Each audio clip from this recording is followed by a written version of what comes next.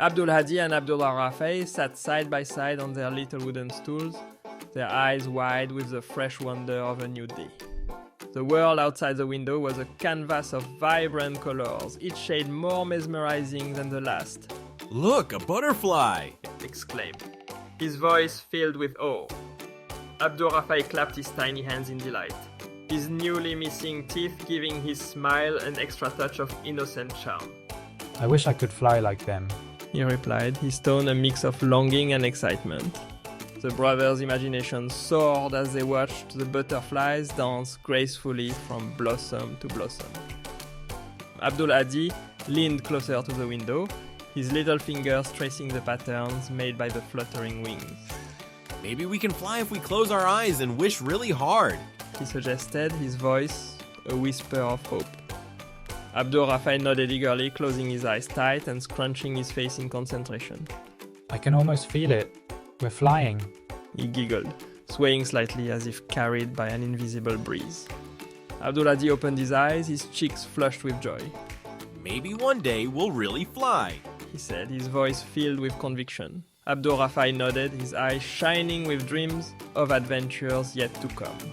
Their mother, standing quietly at the doorway, watched her sons with a tender smile. She knew that in their hearts, they were already soaring high above the clouds, free and unburdened by the weight of the world. Abdul Hadi and Abdul Rafay remained by the window, their laughter echoing softly in the sunlit room. Their mother stepped forward, her presence a gentle comfort. "Did you see us fly, Mama?" asked, his voice full of eager anticipation.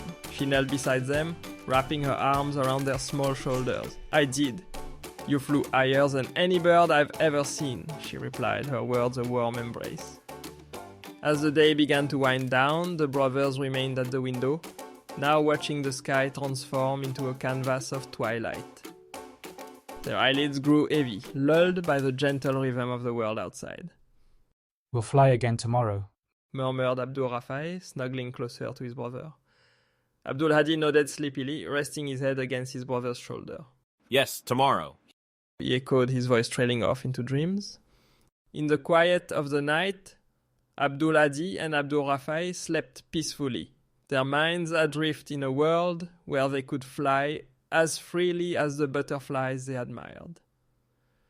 The moon cast a gentle light over them, a guardian of their dreams, promising that tomorrow would bring new adventures and endless wonder.